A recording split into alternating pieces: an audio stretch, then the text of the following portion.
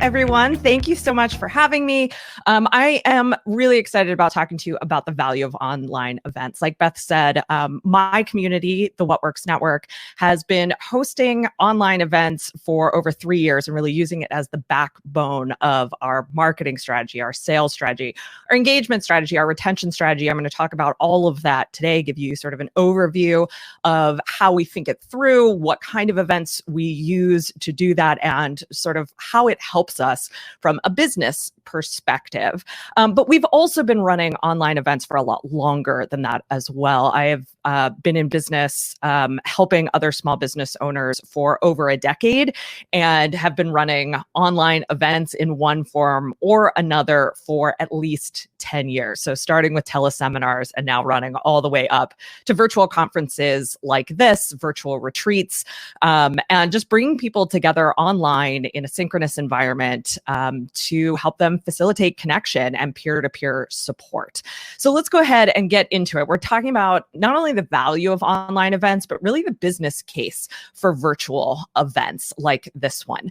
About 3 years ago, a little over 3 years ago now, my business went through a major pivot and we moved away from the coaching and training model that we had been operating in for 7 years or so. And we pivoted into a community-based business model. We really wanted to elevate the dialogue around small business, around growing and running a small business, especially in the online environment. And we wanted to do that by facilitating access to peer-to-peer support through a community platform. And so that's how the What Works Network was born.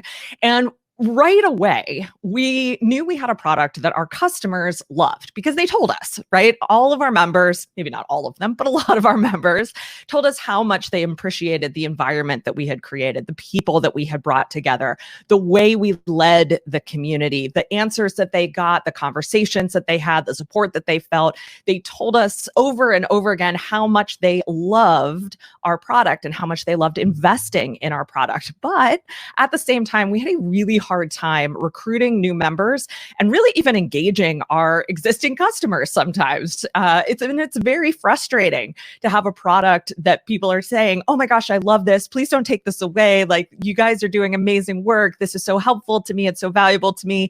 And then to have them not really show up or be super engaged with it.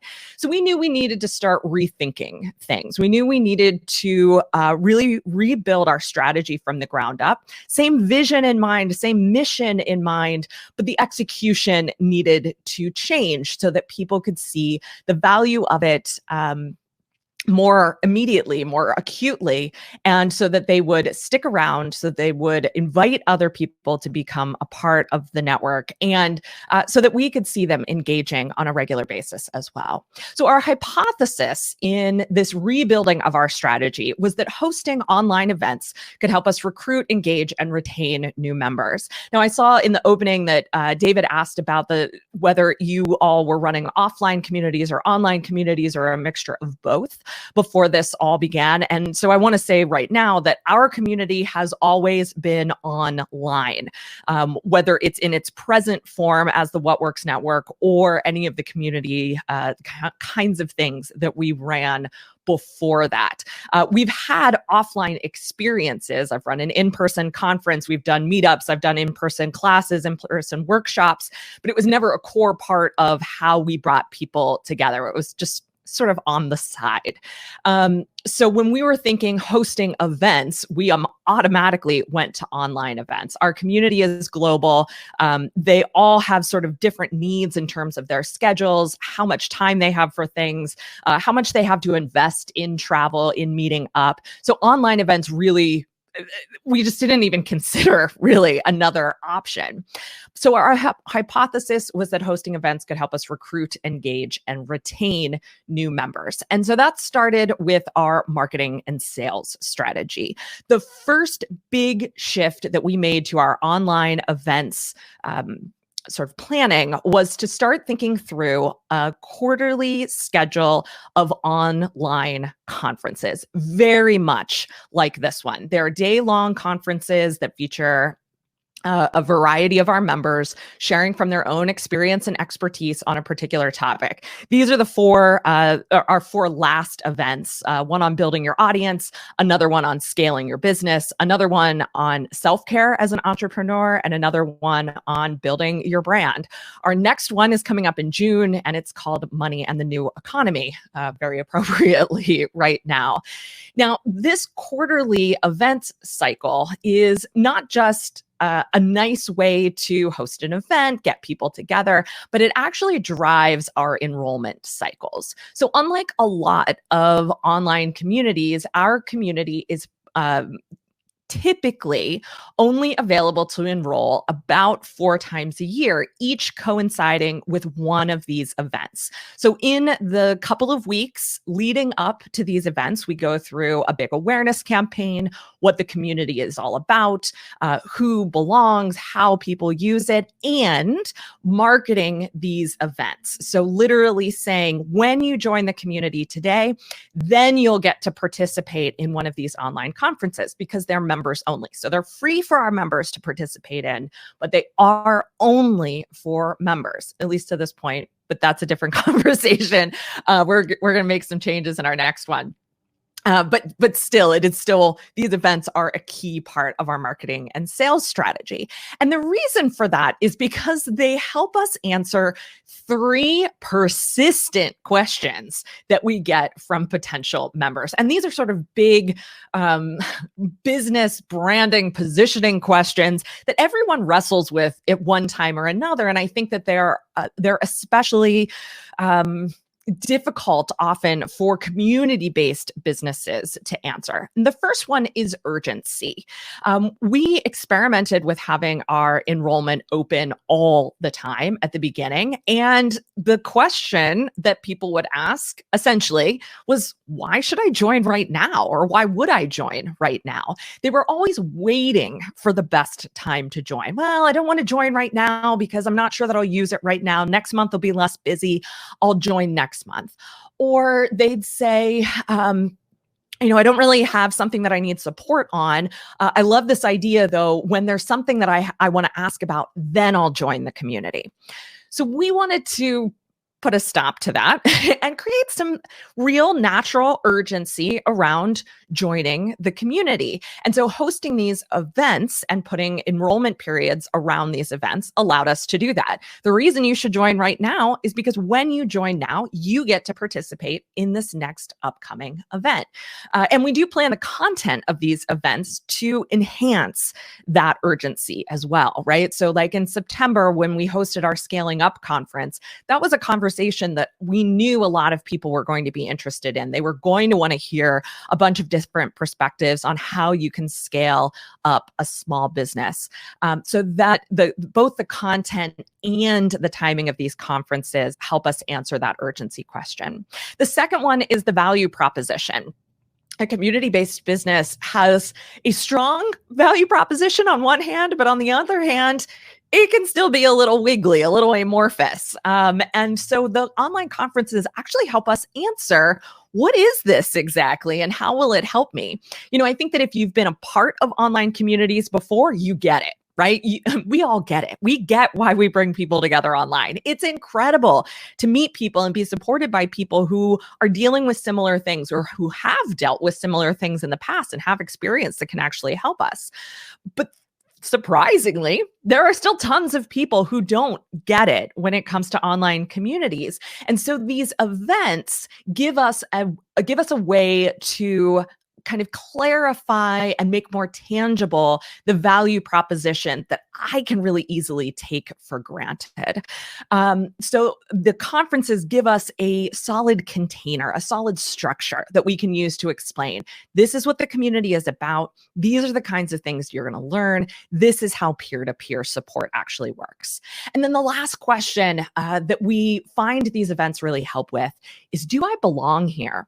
And I think this is one of those persistent persistent questions that we have as community leaders and managers is this question of belonging. People want to know that if they're going to join in something, whether it's with their time or their money, that they're going to feel like they belong. They're not going to feel like an outsider. And so these conferences give us an opportunity to really immerse people in the other people, the actual community that's there, but also the topics and the speakers give us a chance, again, to make that question of belonging a little more tangible.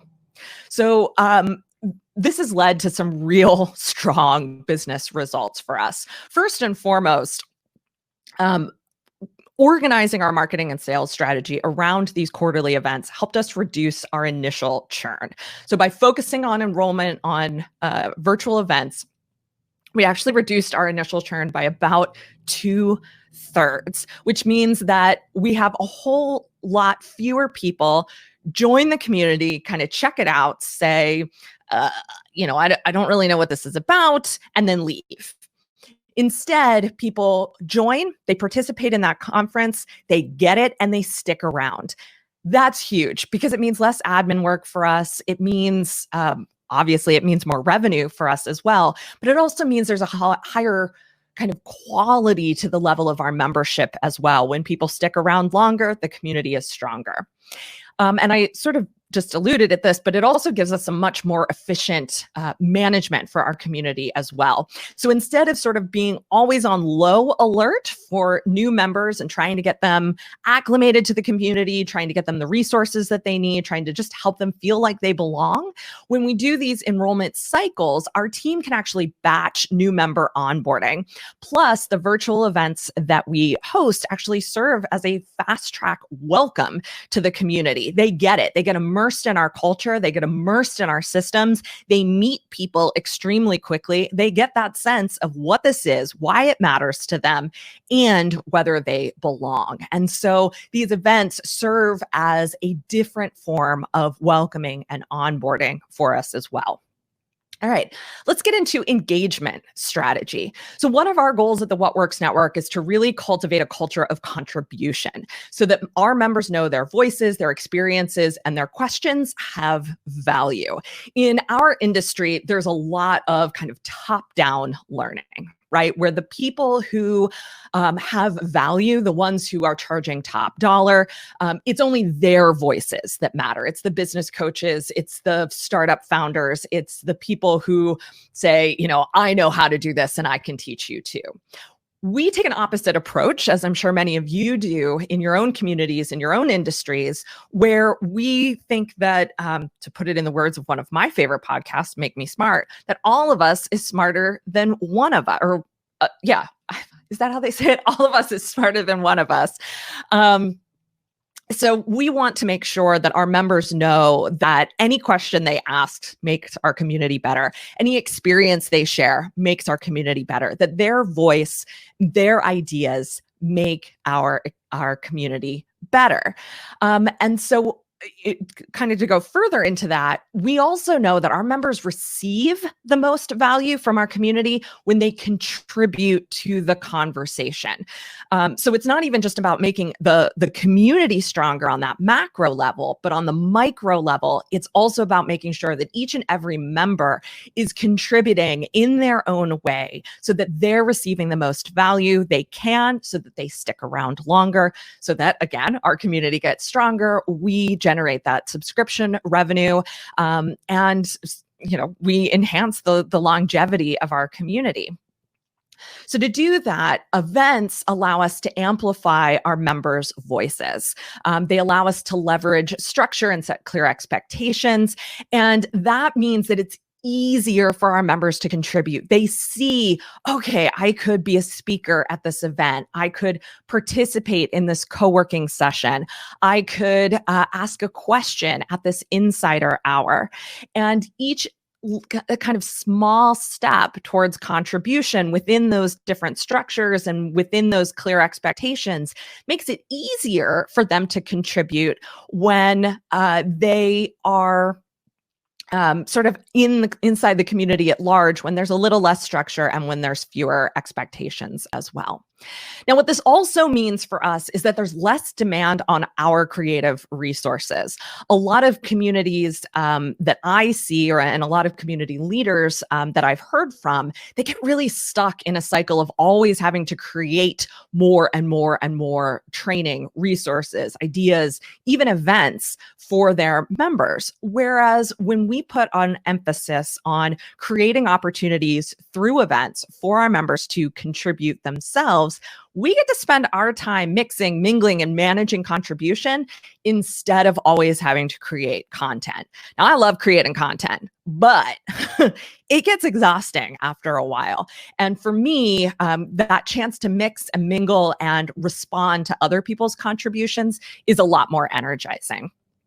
All right, let's get into retention strategy. So not only do events help us market and sell our community, not only do they help us engage our members, but they also help us retain our members as well, because events provide a reliable re-entry point for members who maybe haven't been participating as frequently. Maybe they've been lurking, maybe they've just dropped off and kind of forgotten about it for a while because they were busy launching a new product or hiring a new team member. And events help us reinforce the ongoing value proposition of the community, the kind of value proposition that essentially happens on the back end of a community offer.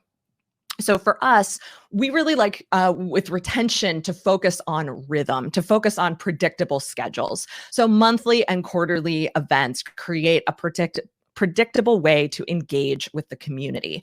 Our members know that there are certain events that happen month in and month out. And I already talked about our quarterly virtual conferences that happen quarter in and quarter out. And so that makes it easier for our members who maybe have lapsed a little bit in their participation to know, oh yeah, this month I want to hop into the Insider Hour and ask Tara a question, or this month I want to hop into a Flash Mastermind and just reconnect with the people I haven't seen in a while, because they know that it's coming up, and so it makes it really easy for them to jump in. Another thing this does is it really helps us increase efficiency in planning and operations, because we just have a simple system for events. And that means we don't have to spend nearly as much time figuring out programming, figuring out what to do next. We have a system that works. It's on repeat. Yes, we're evaluating it. Yes, it's evolving all the time. But that system is one that we can work day in, day out, month in, month out. And that just makes our community management a lot more efficient. Like I said, upcoming events also reinforce the value proposition, so members stay subscribed and engaged, which means then that there is reduced long-term churn as well. Closer to the beginning, I talked about reduced initial churn, where we would see members join to check it out and then leave in the first or second month. But events we've found really help people give themselves a reason or understand why sticking around is a good idea. And one of the ways that we do that is simply by announcing the events that we have coming up, making sure that the events tab inside of our community is full of events that are coming in the next month and the next month and the next month after that. Later this week, I'll be announcing our next virtual conference in our community. And that always brings people out of the corners and gets them excited about something that's coming up 2.5 months from now, which means that they're going to be sticking around for that time as well. They're going to be remembering why this is something valuable that they spend their time and money on. So hopefully that's given you sort of an overview of the business case for virtual events, the value of online events. You know, for us, creating a predictable online event schedule, really focusing on online events, has helped us improve efficiency. It's helped us reduce churn. It's helped us increase retention. And this is probably most important to us, it's helped us nurture a culture that rewards members for contributing, that gives them a structure and an easy way for them to engage and connect with other members and to get the support that they're looking for from our community. So hopefully that was helpful. And I think we're going to take some questions now. And I think Beth is going to come back if I remember this correctly. Hello, Beth. Hello, I'm back. Thank you, Tara. Quick. Thank you. Abrupt stop. Thank you. Yes, we've got some time for a couple questions if we've got some. If you want to screen, perfect. Yeah. So the first question comes from Dominique Farrar. What are some specific ways we can make members feel valued for their contributions?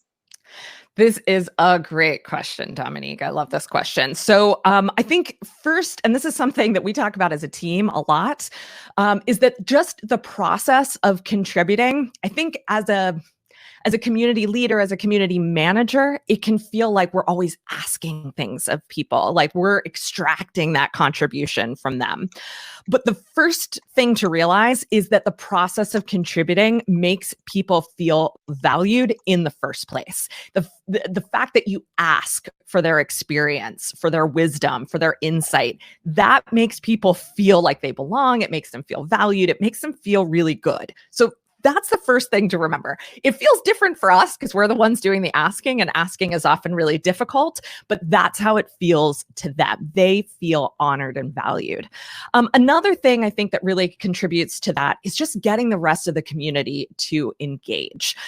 So I think our contributions feel more valuable when other people are interacting with them. So if you as a community manager can kind of solicit those responses from people, make sure that you start that sort of flywheel engagement piece of just getting the ball rolling, getting people to start talking, getting people to share their own experiences in response to that. That's another way to make people really feel valued. And so one way that we do that is just by making sure that we are highlighting those contributions for our membership. And we just do that simply through our weekly internal newsletter.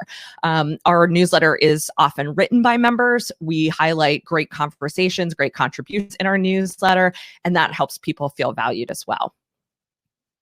Perfect.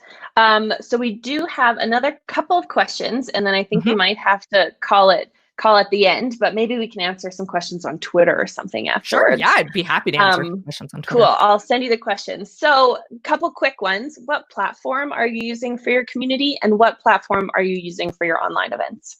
Yeah, so we use Mighty Networks for our online community. So just about all the screenshots you saw in the slides were from inside of our Mighty Network. And then for events, we use primarily two platforms. We're always experimenting with new things, but our two main go-tos are Crowdcast and Zoom. So we use Crowdcast for any kind of broadcast style event, like our virtual conferences, so things like this. And we use that for our monthly Q&As as well. And then we use Zoom for any time we want people to be talking back and forth to each other. So our roundtable discussions, our co-working sessions, our flash masterminds, that all happens on Zoom. Perfect. Okay, I think that is the end. So Thank you again very much, Tara.